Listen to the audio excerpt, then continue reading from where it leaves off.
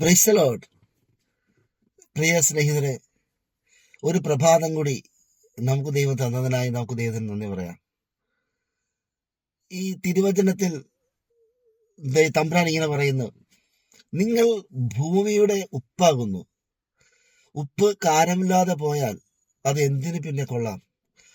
അത് ഭൂമിയിലിട്ട് ചവിട്ടാൻ മാത്രമേ കൊള്ളുകയുള്ളൂ. ഹല്ലേലൂയ. ശരിക്കും പറഞ്ഞാല് നാം ഭൂമിയുടെ ഉപ്പാണെങ്കിൽ, ഉപ്പിന്റെ പ്രത്യേകത എന്താ? ഉപ്പ് നമ്മൾ നല്ല കറികളൊക്കെ ഉണ്ടാക്കി വെച്ചിട്ട് ഉപ്പിട്ട് ചേർത്തിട്ടില്ലെങ്കിൽ കഴിക്കാൻ ഒരു ഗുമ്മ കിട്ടത്തില്ല, അല്ലെ? ഒരു സുഖം കിട്ടത്തില്ല.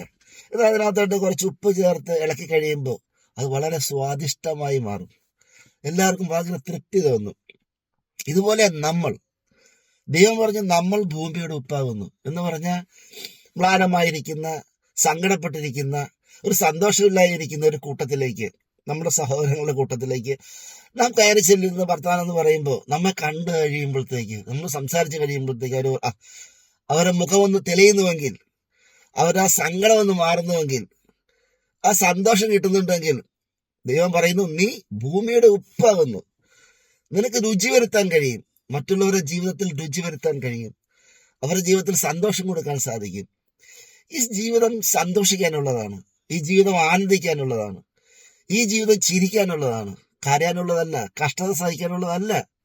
പലരും വിചാരിക്കുന്നുണ്ട് ജീവിതം കഷ്ടത സഹിക്കാനുള്ളതാണ്, അല്ലെങ്കിൽ പ്രയാസത്തിലൂടെ കടന്നു പോകാനുള്ളതാണ്. അങ്ങനെയൊന്നുമല്ല.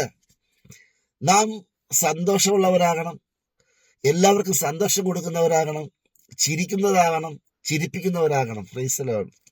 ദൈവത്തിന്റെ ആഗ്രഹം അതാണ്.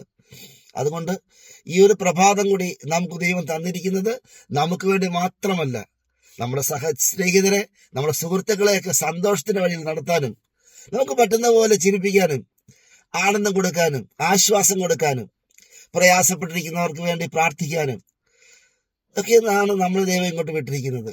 നമുക്ക് ഈ പ്രഭാതത്തിൽ നമ്മെ ശ്രമിക്കുന്ന പലരുടെ ഉള്ളിൽ സങ്കടങ്ങൾ കാണും, പ്രയാസങ്ങൾ കാണും, രോഗങ്ങൾ കാണും.